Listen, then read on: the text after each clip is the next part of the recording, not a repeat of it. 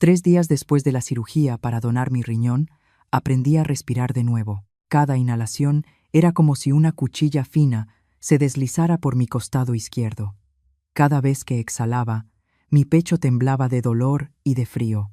La habitación del hospital estaba tan silenciosa que podía escuchar con claridad el pitido constante del monitor cardíaco, como un reloj de cuenta regresiva cuyo final no sabía qué estaba esperando. Justo en ese momento, la puerta se abrió. No era un médico, no era una enfermera. Un hombre con traje oscuro entró en la habitación.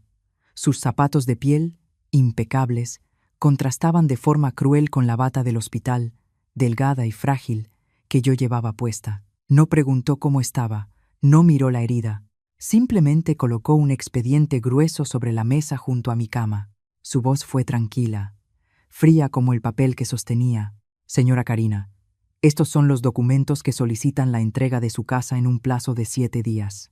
Aún no alcanzaba a comprender lo que acababa de escuchar, cuando vi a mi hijo. Estaba de pie detrás de ese hombre, las manos en los bolsillos, la mirada esquiva.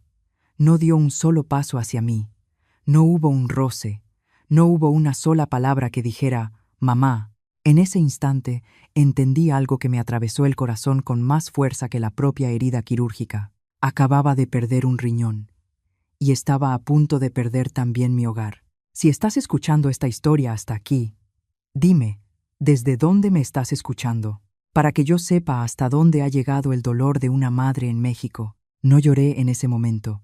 Tal vez porque mi cuerpo estaba demasiado cansado para reaccionar, o tal vez porque los dolores más grandes suelen llegar en silencio. Cuando la puerta de la habitación se cerró, mantuve los ojos cerrados durante un buen rato, dejando que la respiración se calmara, que el corazón dejara de latir con tanta fuerza. Y entonces, como una costumbre antigua de quienes ya hemos vivido más de media vida, volví a los recuerdos. No para huir, sino para entender por qué estaba ahí, en esa habitación, con una herida aún ardiente en el cuerpo. Me llamo Karina. Tengo más de 50 años. Soy viuda desde hace casi 7 años. Vivo sola en las afueras de Ciudad de México, en una casa pequeña con una reja de hierro pintada de blanco, que mi esposo arregló con sus propias manos, puerta por puerta, ladrillo por ladrillo. Después de que él murió, la casa se volvió demasiado silenciosa. No un silencio agradable, sino uno que te permite escuchar incluso tu propio suspiro en mitad de la noche. Mis mañanas pasan despacio. Me levanto temprano, preparo café y abro la ventana para mirar la calle angosta frente a la casa. A veces pasa un camión viejo. A veces una vecina lleva a su nieto a la escuela. A veces un vendedor de pan dulce empuja su carrito y anuncia su llegada en voz baja. Me acostumbré a ese ritmo. Me acostumbré a ver una sola taza sobre la mesa del desayuno y una silla vacía siempre frente a mí. Me repetía que estaba bien, que la soledad es algo que uno aprende a aceptar cuando ha vivido lo suficiente. Mateo vivió conmigo en esa casa. Era mi único hijo. Cuando era pequeño, se me pegaba todo el tiempo y me hacía preguntas de lo más absurdas. Desde por qué el cielo cambiaba de color al atardecer, hasta por qué los adultos lloraban al ver una película. Después de que mi esposo murió, lo abracé todavía más fuerte, como si al soltarlo fuera a perder también lo último que me mantenía de pie. Pero Mateo creció. Se mudó al centro de la ciudad para estudiar y luego para trabajar. Al principio, llamaba con regularidad. Después, las llamadas se fueron espaciando. Una semana, un mes, luego varios meses seguidos sin noticias. Yo lo llamaba, casi siempre por la noche, cuando la casa estaba demasiado silenciosa para soportarlo. A veces no contestaba, a veces sí. Decía unas cuantas frases cortas, que estaba ocupado, que otro día hablábamos. Ese otro día casi nunca llegaba. No lo reproché. Me repetía a mí misma que mi hijo tenía su propia vida, que no debía molestarlo. Aprendí a acostumbrarme a su ausencia, igual que aprendí a acostumbrarme a la silla vacía de mi esposo. Pero en el fondo del corazón había un rincón que seguía esperando el golpe familiar en la puerta, esperando la voz que dijera «mamá» desde el patio. Aquella noche llovía con fuerza. Lluvia de las de México, pesada, insistente, como si quisiera vaciar todo lo que el cielo aún guardaba. Yo estaba ordenando la cocina cuando escuché que tocaban la puerta. No fue fuerte, pero sí urgente. Al abrir, Vi a Mateo ahí de pie, la ropa empapada, el cabello pegado a la frente, los ojos enrojecidos. Me miraba como quien se aferra al último salvavidas en medio de una corriente violenta. «Mamá», dijo, y se echó a llorar. Lo jalé hacia adentro sin hacer preguntas. Se sentó en la silla, las manos temblándole, el cuerpo encogido como el de un niño. Pasó un buen rato antes de que pudiera hablar con claridad. Me dijo que tenía insuficiencia renal, grave, que el médico le había dicho que no le quedaba mucho tiempo, que necesitaba un trasplante, y que yo era la única persona viva en la familia con compatibilidad. Al escuchar eso, sentí un zumbido en los oídos. Pero lo extraño fue que no entré en pánico, como imaginé que lo haría. No grité, no hice preguntas atropelladas. En mi cabeza solo hubo un pensamiento, tan claro que rozaba la calma. Entonces se lo daré. No pregunté dónde estaba el expediente médico. No pregunté qué doctor lo había diagnosticado. No pregunté cuáles eran los riesgos. Solo miré a Mateo. Miré su rostro mucho más delgado de lo que recordaba y asentí. Puse mi mano sobre la suya y sentí el frío pasar a mi piel. «Está bien», dije. «Te donaré mi riñón». Mateo alzó la vista hacia mí, con una expresión mezcla de alivio y miedo, como si no esperara que todo fuera tan sencillo. Me apretó la mano con fuerza, me dio las gracias una y otra vez. Dijo que no sabía qué haría sin mí. Al escuchar eso, el corazón se me ablandó. Pensé que quizá todos esos años de distancia, todas esas llamadas perdidas, ya no importaban, con tal de que mi hijo viviera. Los días siguientes pasaron muy rápido. Me hicieron estudios, firmé papeles, fui al hospital más veces que al mercado. Hubo momentos en que estaba cansada, momentos en que tenía miedo, pero cada vez que veía a Mateo sentado en el pasillo, con la cabeza baja y las manos entrelazadas, me repetía que ese dolor era necesario, que una madre nace para sacrificarse, y que si había que intercambiar una parte del cuerpo para mantener a un hijo en esta vida, eso no era una pérdida. No sé en qué momento, durante todo ese proceso, dejé de pensar en mí. No pensé en la edad, ni en los años que me quedaban, ni en la casa pequeña en las afueras. Solo pensaba en Mateo, en qué viviría, en qué se recuperaría, en que tendría la oportunidad de rehacer lo que aún no había podido hacer. Y por eso, cuando estaba acostada en la cama del hospital, 3 días después de la cirugía, con la herida todavía punzante y la respiración pesada, no pude comprender por qué mi hijo estaba ahí, de pie detrás de aquel hombre desconocido, con una mirada tan fría. Los días siguientes transcurrieron a un ritmo extraño, como si el tiempo mismo entendiera que ninguno de nosotros tenía fuerzas para esperar más. Todo ocurrió con prisa, de forma atropellada, pero envuelto en una apariencia de orden que me daba tranquilidad. El hospital público grande, en el centro de la ciudad, estaba siempre lleno. Pasillos largos, luces blancas, el eco constante de pasos. Yo me sentaba en las sillas de plástico frío, apretando la carpeta de documentos, escuchando por el altavoz los nombres de los pacientes, mientras en mi cabeza solo se repetía una idea: con tal de que Mateo viva, es suficiente. Los estudios se sucedían uno tras otro. Análisis de sangre, rayos X, ultrasonidos. Dejé de distinguir el día de la noche. Hubo momentos en que estaba tan cansada que tenía que apoyarme en la pared para no caer. Pero cada vez que giraba la cabeza y veía a Mateo a unos metros, con la cabeza inclinada y las manos entrelazadas, sentía que no tenía derecho a quejarme. Se veía más débil de lo que recordaba. Los hombros huesudos, la mirada esquiva. Yo me decía que era por el miedo, porque estaba frente a la muerte. Los médicos hablaban rápido, usando muchos términos que no entendía del todo.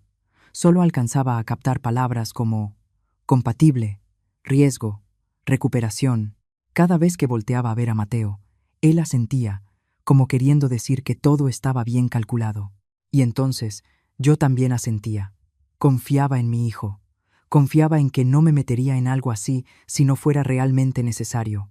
El día de los trámites oficiales me llevaron a una sala pequeña, con una mesa larga, sillas de metal y un montón de papeles gruesos frente a mí. Una empleada administrativa explicó por encima, con voz monótona, como si hubiera repetido esas frases cientos de veces. Yo escuchaba sin escuchar. Tenía la pluma en la mano, un poco temblorosa, pero no por miedo, por cansancio, porque llevaba días enteros con el cuerpo en tensión. «Firme aquí, aquí y aquí», dijo la mujer, señalando los espacios en blanco. Me incliné para firmar. Mi nombre apareció en el papel, tan familiar que resultaba reconfortante. Karina. ¿Cuántas veces había firmado así en mi vida? Al registrarme en matrimonio, al firmar el acta de nacimiento de Mateo, al firmar el certificado de defunción de mi esposo. Cada firma estaba ligada a una etapa a la que no podía volver. No pensé que esta vez fuera diferente. Hubo un momento en que la vista se me nubló y las letras se mezclaron. Levanté la cabeza y respiré hondo. Mateo estaba justo detrás de mí. Sentí su presencia, sin necesidad de mirarlo. Puso la mano sobre mi hombro, un gesto muy ligero, pero suficiente para tranquilizarme. «Si estás cansada, descansa un poco», dijo en voz baja. «Estoy bien», respondí. «Mejor terminemos de firmar rápido». No leí cada línea con atención. No pregunté nada más. Confié en que lo que había que saber, Mateo ya lo sabía por mí. Una madre no necesita dudar del hijo al que ha criado con toda su vida. Pensando así, seguí firmando. El día del ingreso llegó más rápido de lo que imaginé. Aquella mañana aún era temprano. La ciudad no había terminado de despertar. Me llevaron al vestidor y me puse la bata del hospital, delgada y frágil. La tela fría al tocar mi piel me hizo estremecer. Me senté en la cama y miré mis manos. Las arrugas se marcaban bajo la luz. Estas manos habían cargado a Mateo, le habían cocinado, habían trabajado sin descanso. Ahora estaban a punto de soltar una parte del cuerpo para mantener a mi hijo en este mundo. A Mateo le permitieron entrar a verme unos minutos antes de que me llevaran al quirófano. Se paró frente a mí, más callado de lo habitual. Lo miré, tratando de memorizar cada rasgo, como si temiera que, si no lo hacía, pudiera olvidarlo. Se veía tenso, los labios apretados, los ojos enrojecidos. Mamá dijo, y se detuvo, como buscando las palabras. Yo no sé qué decir para que sea suficiente. Le levanté la mano y la puse sobre su mejilla. Su piel estaba fría. La acaricié con suavidad, como cuando era pequeño. «No tienes que decir nada», le dije. «Solo tienes que vivir». Mateo tragó saliva. Se inclinó y apoyó la frente en mi mano. Cuando levantó la cabeza, tenía los ojos húmedos. Y entonces dijo la frase que hasta hoy sigue resonando en mi cabeza, más clara que cualquier otro sonido de aquel hospital. «Mamá, eres la única persona que me queda». Esas palabras fueron como una cuerda apretándose alrededor de mi corazón, pero no de una forma dolorosa. Me hicieron sentir necesaria. Cuando una mujer ha vivido más de media vida en silencio y ausencia, la sensación de ser necesaria tiene una fuerza enorme. Asentí con la cabeza, sin pensar más, sin dejar que entrara la más mínima duda. «Entonces aquí estaré», dije, «hasta que estés bien». Vinieron por mí. Empujaron la camilla por el pasillo largo. El techo blanco pasaba sobre mí como nubes sin vida. Las ruedas chirriaban con un ritmo constante. Apreté las manos y cerré los ojos, pensando en Mateo. Pensé en que despertaría, más fuerte, respirando con menos esfuerzo. Pensé en las comidas que vendrían después, quizá no muy frecuentes, pero suficientes para saber que la decisión de hoy era la correcta. Cuando la puerta del quirófano se cerró, la luz intensa me hizo entrecerrar los ojos. Una voz comenzó a contar hacia atrás. Aflojé el cuerpo y dejé que la anestesia me llevara. En el último instante, antes de hundirme en la oscuridad, no pensé en el dolor ni en los riesgos. Pensé en una sola cosa, simple y completa: mi hijo vivirá. Cuando desperté, la primera sensación no fue el dolor, sino el frío, un frío que venía desde adentro, como si alguien no solo me hubiera quitado una parte del cuerpo, sino también el calor que antes habitaba ahí. Abrí los ojos muy despacio. El techo blanco apareció ante mí, un poco borroso. Las luces fluorescentes vibraban levemente, zumbando como insectos atrapados. Escuché las máquinas a mi alrededor, constantes y pacientes, como si velaran la vida en mi lugar. Intenté tragar saliva. La garganta estaba seca y el sabor metálico familiar se extendió en mi boca. Al inhalar, Un dolor sordo se prolongó desde el costado izquierdo hasta el pecho. No era intenso, pero sí suficiente para recordarme que mi cuerpo ya no estaba completo. Dejé escapar un gemido muy leve. Casi de inmediato, escuché unos pasos acercarse. Una mujer con uniforme de enfermera estaba de pie junto a mi cama. Tenía el cabello canoso recogido en un moño y el rostro lleno de arrugas, pero los ojos eran suaves. En la placa de su pecho se leía: Isabel. Ya despertó, dijo en voz baja, con un tono grave y lento, como temiendo asustarme. Respiré despacio. Todo está bien, asentí apenas, y traté de preguntar lo único que me rondaba la cabeza. Mateo, ¿dónde está mi hijo? Isabel se detuvo un instante. Solo un segundo, muy breve, pero suficiente para que yo lo notara. Su mirada ya no se posó directamente en mí, sino que se desvió hacia la ventana. Acomodó la cobija sobre mi cuerpo con movimientos cuidadosos, casi meticulosos, como si buscara ganar unos segundos más. Él se está recuperando, dijo. En otra área. ¿Cuándo podré verlo? Pregunté, con voz débil pero clara. Aún no respondió más rápido, como si ya tuviera la respuesta preparada. Ambos necesitan descansar. Sonaba razonable. Yo acababa de pasar por una cirugía mayor. Él también. Me dije a mí misma que estaba demasiado sensible por el cansancio. Cuando Isabel salió de la habitación, cerré los ojos e intenté dejar que el cuerpo se hundiera en un sueño pesado. Pensé en la última frase de Mateo antes de entrar al quirófano. Pensé en su mano apretando la mía y me permití creer que todo saldría bien. Pero cuando desperté otra vez, la habitación seguía extrañamente silenciosa. El tiempo en el hospital pasaba de una manera distinta. No había mañanas ni tardes claras, solo claroscuros que se mezclaban. No sabía cuánto tiempo había pasado, solo sabía que Mateo aún no había venido. Los turnos se sucedían. Un médico joven entraba a revisar la herida, me hacía unas preguntas breves. Una enfermera traía los medicamentos, medía la presión. Cada vez que alguien cruzaba la puerta, yo hacía la misma pregunta. ¿Dónde está mi hijo? La respuesta casi no cambiaba.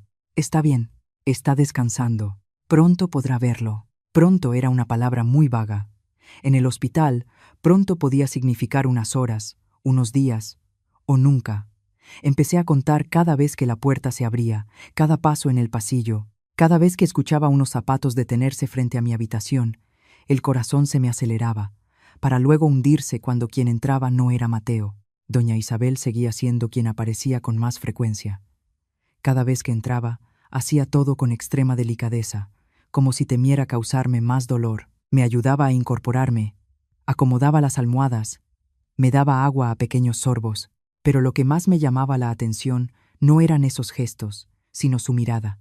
No era la mirada de una enfermera que observa a una paciente después de una cirugía exitosa. Había algo en ella parecido a culpa o a lástima. Una vez, mientras se inclinaba para ajustar el suero, tomé su mano. Su piel estaba tibia y áspera, como la de alguien que ha trabajado toda la vida. Isabel la llamé por su nombre, por primera vez, sin formalidades. Dígame la verdad, ¿hay algo que no esté bien? Doña Isabel soltó un suspiro corto, como si estuviera haciendo un esfuerzo por mantener la calma. Señora, por ahora, lo mejor es que descanse, dijo en voz baja. ¿La mejor para quién? Pregunté. ¿Para ti o para mí? Se quedó en silencio. Sentí que una sensación extraña empezaba a crecer dentro de mí, no el miedo a ser abandonada, sino el miedo de darme cuenta de que la persona frente a mí ya no era el hijo que yo había conocido. Tragué saliva, tratando de reunir el poco valor que me quedaba. ¿Sabes lo que he perdido? Pregunté, con una voz tan temblorosa que hasta a mí me resultó ajena. Perdí una parte de mi cuerpo. Puse toda mi vida en tus manos. Mateo inclinó ligeramente la cabeza, como si estuviera pensando cómo responder de la forma más breve posible. Cuando habló, su voz fue baja y fría. Todos tienen que pagar un precio por la vida. Esa frase cayó en medio de la habitación, pesada y definitiva. Sentí un escalofrío recorrerme la espalda, sin tener nada que ver con la temperatura del cuarto. La mujer joven a su lado sonrió apenas, muy rápido, y volvió a bajar la mirada al teléfono. La abogada comenzó a recoger los documentos y los empujó hacia mí. «Puede revisarlos», dijo. «Si no tiene más preguntas, procederemos con los siguientes pasos». Miré las hojas blancas, las letras ordenadas, las cláusulas secas. Ya no eran papeles, sino cuchillas delgadas que iban cortando, poco a poco, todo aquello en lo que alguna vez confié. Mateo se dio la vuelta, como si la conversación hubiera terminado. No esperó a que yo dijera nada más, ni un abrazo, ni una disculpa, solo una espalda recta alejándose, fría y limpia. Cuando la puerta se cerró detrás de ellos, la habitación quedó en un silencio aterrador. Me quedé sentada, con las manos sobre los muslos, mirando al vacío frente a mí. La herida en el costado izquierdo palpitaba con un dolor sordo, pero casi no lo sentía. Ese dolor era pequeño comparado con lo que se expandía ahora en mi pecho. Una sensación de vacío, como si me hubieran vaciado por completo, no solo de un riñón, sino de la última fe que aún conservaba en la vida. La puerta de la habitación acababa de cerrarse tras ellos, y el aire parecía haberse ido con ellos.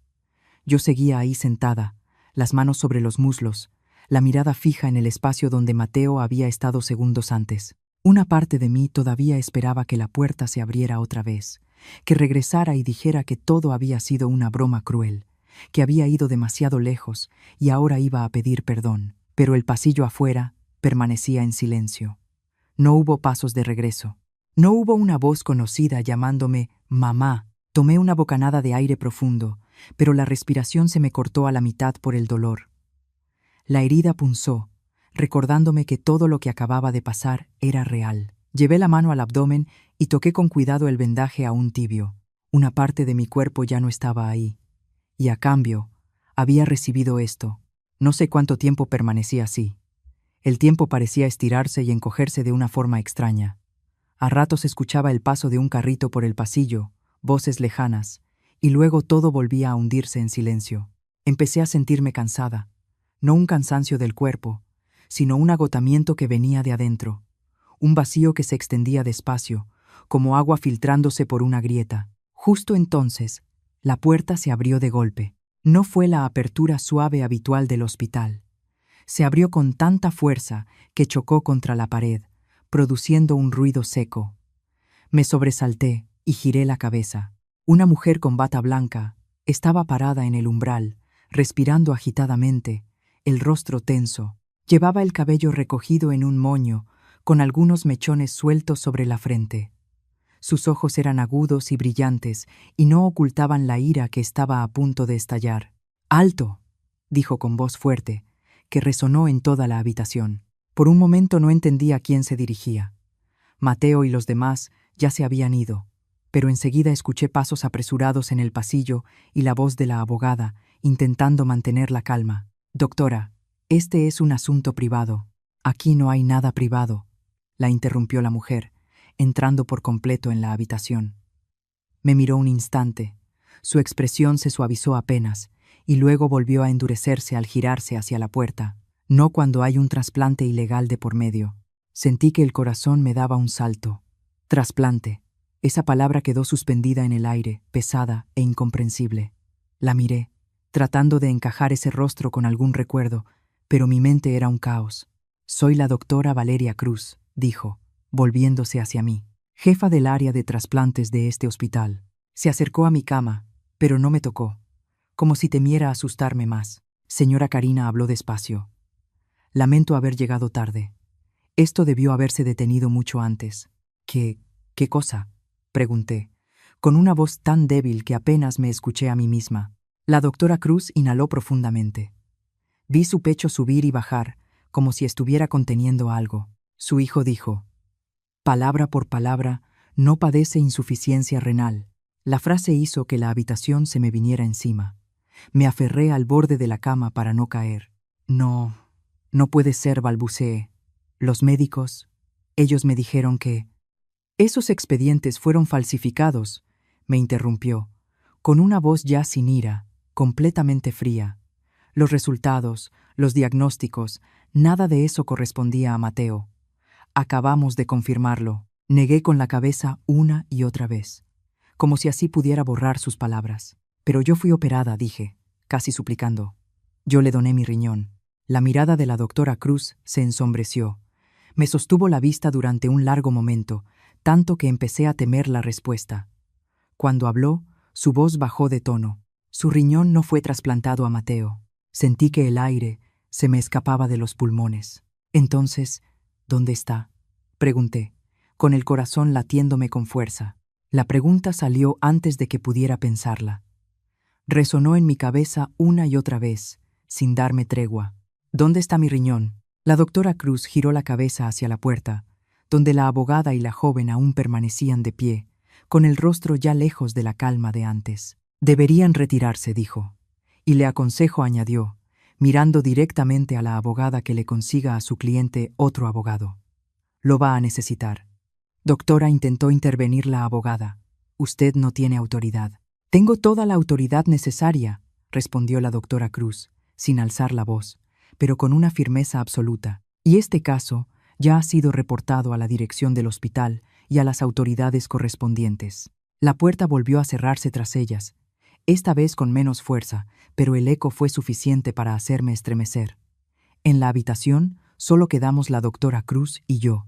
Me sentía como si estuviera sentada al borde de un precipicio, esperando que alguien empujara apenas. Señora Karina, dijo, acercando una silla y sentándose frente a mí, a la altura de mis ojos. Sé que esto es muy difícil de aceptar, pero necesita conocer la verdad. La miré. Las lágrimas, por fin, empezaron a correr, no de golpe, sino en silencio. ¿Qué me hicieron?, pregunté. ¿A mí y a mi hijo? La doctora Cruz apretó las manos y luego las abrió. Su hijo participó en un trasplante ilegal, dijo. Su riñón fue vendido a otro paciente, a través de una red de intermediarios. Sus palabras fueron como cuchilladas, no afiladas, pero profundas. Sentí la garganta cerrarse. ¿Vendido?, repetí, como si fuera como vender un objeto. Ella asintió apenas. Lo siento mucho. Cerré los ojos.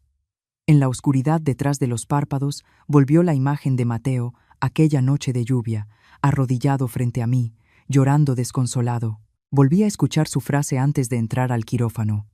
Mamá, eres la única persona que me queda. Un frío me recorrió desde el pecho, no como dolor físico, sino como una lucidez cruel. ¿Por qué?, susurré, sin saber a quién iba dirigida la pregunta. ¿Por qué haría algo así? La doctora Cruz no respondió de inmediato. Puso su mano sobre la mía, un contacto leve pero firme. Hay personas, dijo, que ven el cuerpo de otros como un medio, y hay otras que confían demasiado. Abrí los ojos y miré mi mano dentro de la suya. Temblaba, pero ya no se sentía débil. Un pensamiento empezó a tomar forma, lento pero claro, atravesando el aturdimiento. Si no fue Mateo, dije, con la voz ronca pero más firme, ¿quién recibió mi riñón? La pregunta quedó suspendida entre nosotras, pesada e inevitable.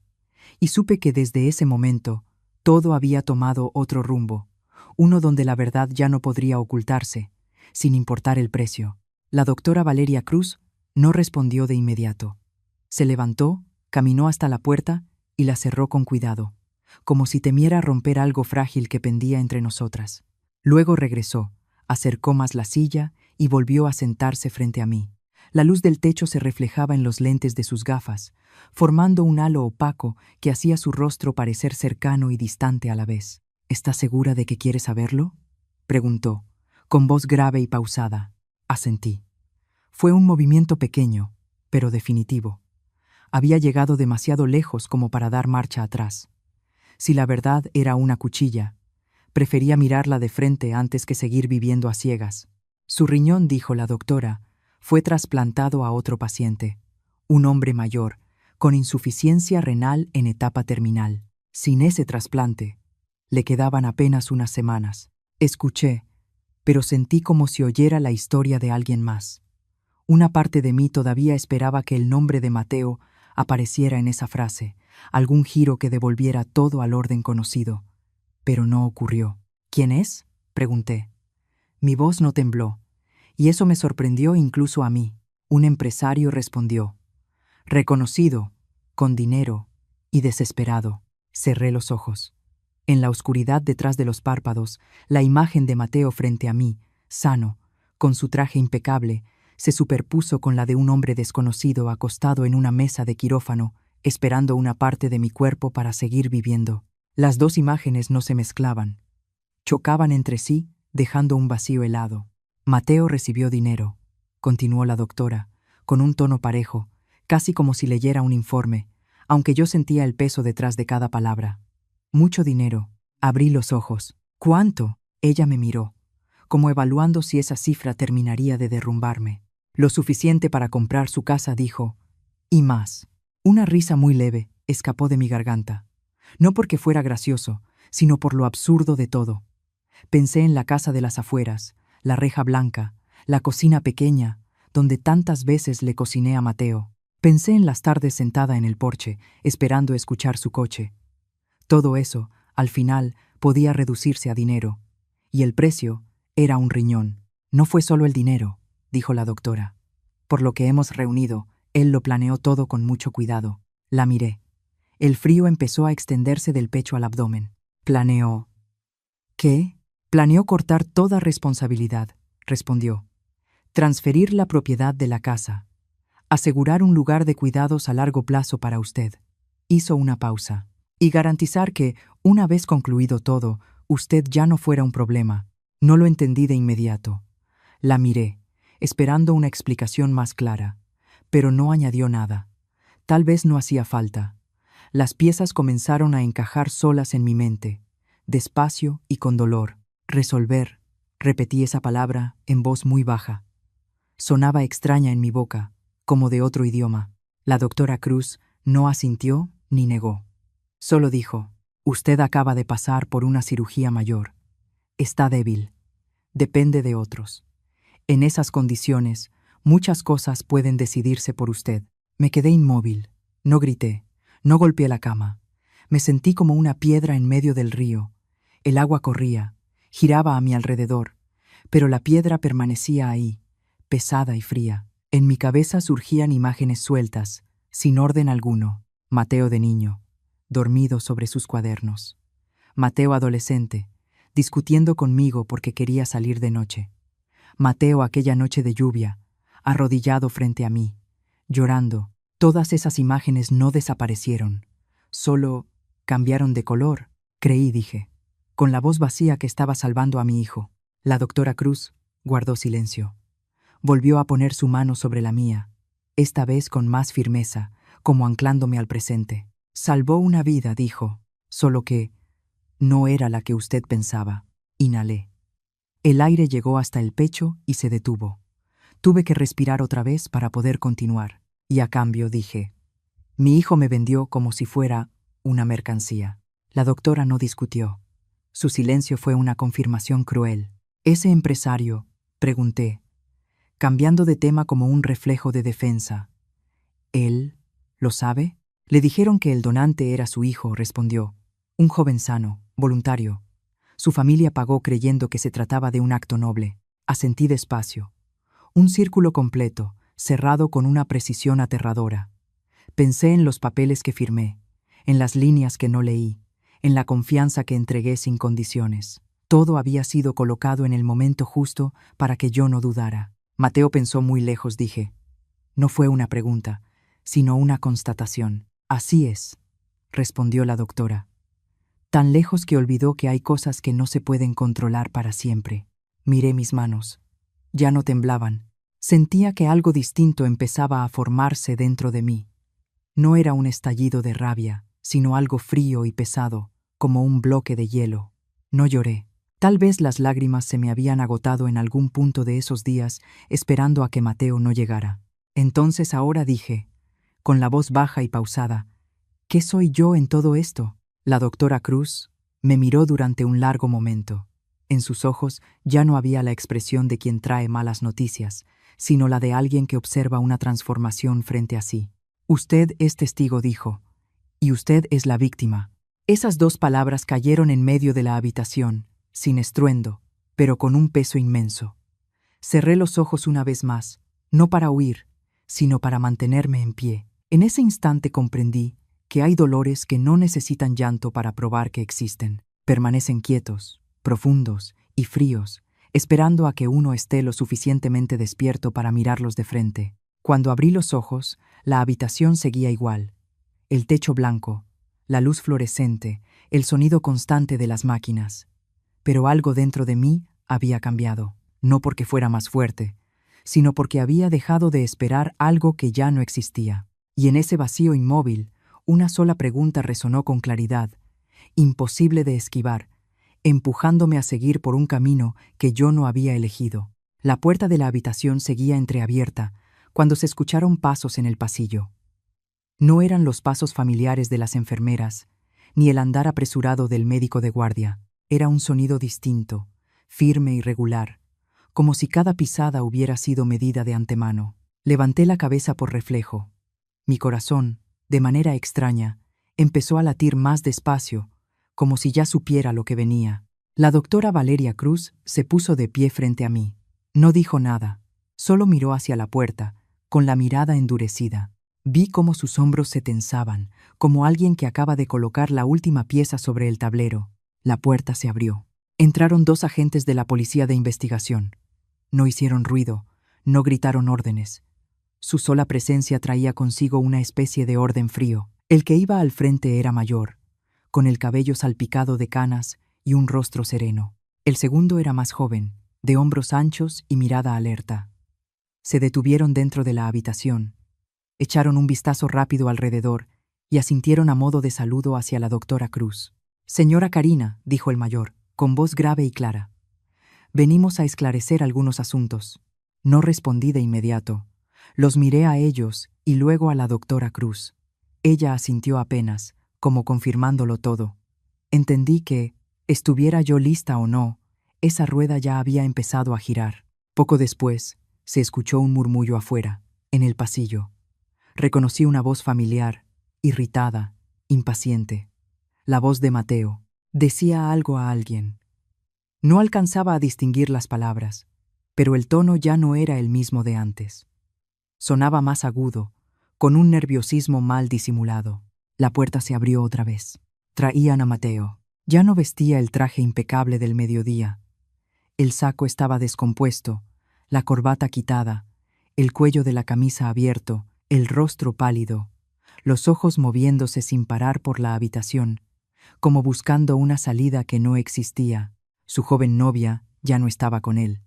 Tampoco se veía a la abogada, solo los 2 policías, uno a cada lado, avanzando con paso firme. Mateo me vio casi de inmediato. «Mamá», se le escapó, con la voz quebrada, sin rastro de la frialdad anterior. «Mamá, puedo explicarlo». Lo miré. Lo miré con atención, como si quisiera grabar ese instante en mi memoria. El hombre frente a mí tenía un rostro conocido, pero la mirada era ajena. En ella no vi arrepentimiento, sino miedo. Miedo a perder la libertad, miedo a perder el control, miedo a que todo lo que había calculado se viniera abajo. Una parte de mí, muy pequeña, se movió. La parte que siempre daba un paso al frente cuando Mateo se metía en problemas, la que estaba acostumbrada a hablar por él, a pedir disculpas por él, a cargar con lo suyo. Pero esa parte estaba cansada y débil, como un músculo usado durante demasiado tiempo. «Mateo García», dijo el policía mayor, sin cambiar el tono. «Usted es sospechoso de falsificación de expedientes médicos, tráfico ilegal de órganos y fraude patrimonial. Necesitamos su cooperación». Mateo volvió la cabeza hacia él y luego me miró a mí, como si yo fuera quien aún tenía la última palabra. «Mamá», dijo otra vez, más bajo, casi suplicando, «tú sabes que no soy una mala persona. Yo solo quería vivir mejor». Al escuchar eso, una sonrisa muy tenue cruzó por mi mente, sin llegar a mis labios. Todos quieren vivir mejor, pensé, pero no todos eligen este camino. Sentí la mirada de la doctora Cruz sobre mí, atenta, esperando, no para forzarme, sino para observar. Los 2 policías también me miraron, como si entendieran que en esa habitación había una testigo especial, alguien cuya palabra o cuyo silencio tenía su propio peso. Mateo dio un paso hacia mí, pero lo detuvieron de inmediato. «Mamá, por favor», dijo rápido, con la respiración agitada. «Solo di una palabra. Voy a arreglarlo, te lo prometo». Miré mis manos. Descansaban tranquilas sobre mis piernas, sin temblar, sin apretarse. Me di cuenta de que estaba muy serena. No era la calma de la resignación, sino la que llega después de que todas las ilusiones se han caído. ¿Te acuerdas?, dije, con una voz que me sonó ajena, grave y lenta. Dijiste que yo era la única persona que te quedaba. Mateo asintió una y otra vez, con lágrimas brillándole en las comisuras de los ojos. Sí, mamá. Así es. Y aún así me usaste, continué, sin alzar la voz, como una pieza de tu plan. Mateo abrió la boca, pero no salió ninguna palabra. Su rostro se deformó por un instante, entre la rabia y el miedo. No pensé que todo terminaría. Así murmuró. Creo que sí lo pensaste muy bien, respondí. Ya no lo miré. Giré la cabeza hacia la ventana, donde la luz de la tarde caía pálida. No quería ver cómo le ponían las esposas. No por compasión, sino porque no necesitaba esa imagen para que la verdad quedara grabada. El policía más joven dio un paso al frente y sacó las esposas del cinturón. El sonido del metal al chocar fue suave, pero en la quietud de la habitación resultó cruelmente claro. Mateo se estremeció y se volvió por completo hacia mí. ¡Mamá!, gritó, esta vez con la voz aguda, el pánico sin ocultar. «No me abandones». Esa frase quedó suspendida en el aire, igual a tantas que le escuché cuando era niño, cada vez que temía que yo me enojara. Pero ahora ya no era un niño con miedo a quedarse solo en un cuarto oscuro. Era un hombre frente a las consecuencias de sus propios actos. Me puse de pie. El movimiento fue lento y doloroso, pero lo logré. Le di la espalda y quedé frente a la pared blanca, bañada por una luz fría. No dije nada más. No pedí clemencia, no expliqué, no defendí. A mis espaldas, las esposas se cerraron. Un clic seco y definitivo. Escuché la respiración agitada de Mateo, los pasos que empezaban a dirigirse hacia la puerta. Nadie dijo nada más. Ya no hacía falta. Me quedé quieta, la espalda recta, una mano apoyada en el borde de la cama para mantener el equilibrio. No me volteé, no porque fuera fuerte, sino porque sabía que, si lo hacía, volvería a convertirme en la mujer que siempre se ponía en medio, que siempre cargaba con todo, que siempre rescataba a los demás. Esta vez, elegí quedarme quieta. La habitación volvió al silencio habitual del hospital después de que se fueron. Permanecí ahí un buen rato, con la espalda apoyada en la pared fría. El dolor en el costado izquierdo me recordó que me había levantado demasiado rápido. La doctora Cruz se acercó y puso una mano sobre mi brazo, sin decir nada. Ese contacto no era para consolarme, sino para evitar que me cayera. Inhalé despacio y volví a sentarme en el borde de la cama. Afuera, el mundo seguía moviéndose. Dentro de mí, todo parecía haber sido colocado en su sitio, de una forma pesada pero clara. Los días siguientes pasaron en silencio. Empecé a caminar otra vez, dando pasos cortos por el pasillo, aprendiendo a respirar hondo, sin que el dolor se disparara. Doña Isabel seguía pasando en cada turno, con su amabilidad de siempre. No me preguntaba qué pensaba, ni me contaba lo que ocurría afuera. Hablábamos de cosas pequeñas, del clima, de si la sopa del día estaba insípida o en su punto, de cómo la luz de la mañana entraba por la ventana según la hora. Esas conversaciones me sostenían, como pequeñas piedras colocadas con cuidado bajo los pies. Una tarde, cuando la luz dorada del atardecer tocaba las cortinas, la doctora Cruz vino a verme otra vez. Jaló una silla y se sentó sin prisa. «Hay alguien que quiere verla», dijo. «Lo he pensado mucho antes de preguntarle. Usted tiene derecho a negarse». «¿Quién?», pregunté, con una calma que me sorprendió. «La persona que recibió su riñón». Guardé silencio. Ese nombre, la persona que recibió su riñón, no tenía rostro ni recuerdos. Era solo un hecho. Miré hacia la ventana, donde el cielo ya se volvía color ámbar. «¿Ya lo sabe?», pregunté. «Lo sabe», respondió la doctora Cruz. «Y quiere hablar con usted. No tiene que ser hoy. Cuando usted esté lista». Asentí despacio. No sentí curiosidad en el sentido habitual. Sentí algo muy humano. La necesidad de ponerle un rostro a aquello que me había quitado tanto. Al día siguiente, lo trajeron. Sin ruido, sin ostentación. El hombre que entró a mi habitación no llevaba traje. Solo una camisa clara con las mangas remangadas.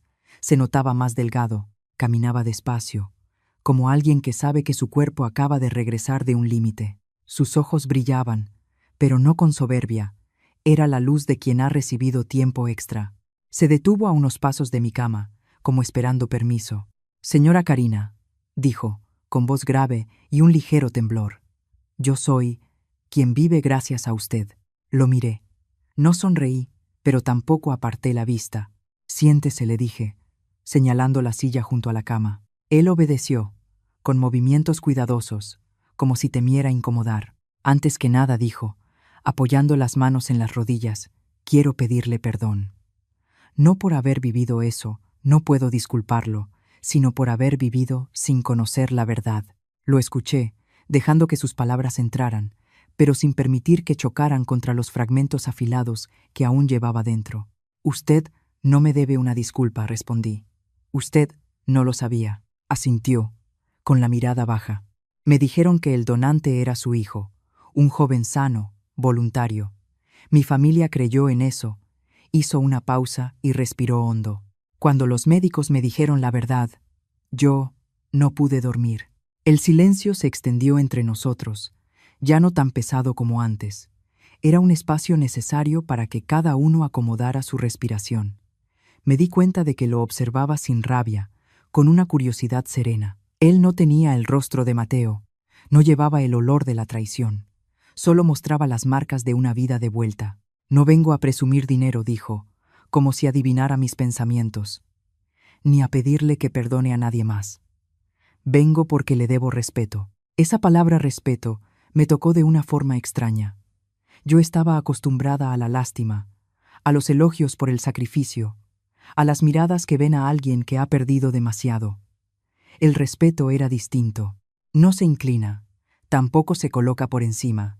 «Usted me dio tiempo», continuó, «y quiero devolverle algo que el tiempo no siempre trae solo, un lugar firme». Sacó del bolsillo una tarjeta sencilla y la colocó sobre la mesa junto a la cama. No tenía logotipos grandes ni títulos llamativos, solo un nombre y una dirección. «Tengo una pequeña institución educativa», dijo. «No es una escuela grande. Necesitamos personas que sepan escuchar, que tengan paciencia. No quiero que venga por lástima. Quiero que venga si cree que encaja». Miré la tarjeta sin tomarla de inmediato. «¿Y un lugar para vivir?», pregunté, sin rodeos. «Sí», respondió sin dudar. «Un sitio que pueda llamar hogar. No para esconderse, sino para empezar». Me recosté un poco en la almohada, sintiendo el ritmo de mi corazón más estable. No me sentía salvada, me sentía invitada. No es lo mismo. «No quiero ser una historia bonita que otros cuenten», dije. «No quiero ser un símbolo». Él sonrió apenas. «Yo tampoco necesito símbolos», respondió. «Necesito personas». Esa frase no me hizo llorar. Me hizo respirar más hondo. Por primera vez, desde que entré a este hospital, sentí que mi cuerpo, aunque le faltara una parte, se estaba llenando de algo distinto. Una elección que no exigía sacrificio. Hablamos un rato más, de cosas muy cotidianas, de los horarios, de los días en que necesitaría descansar, de lo que podría hacer mientras recuperaba fuerzas. No hubo promesas lejanas ni condiciones ocultas. Cuando se levantó para irse, no me tomó la mano ni inclinó la cabeza. Solo asintió levemente, como dos adultos que entienden que están entrando en un acuerdo justo. Cuando la puerta se cerró, me quedé sentada un momento. La tarjeta seguía ahí. No me apresuré a tocarla. Puse una mano sobre el abdomen y sentí que la herida dolía menos. En esta habitación ya conocida, entre el sonido constante de las máquinas, entendí algo sencillo. Por primera vez no me habían elegido por lo que había dado. Me habían elegido por ser quien soy. El tiempo después no pasó rápido, como suele decirse.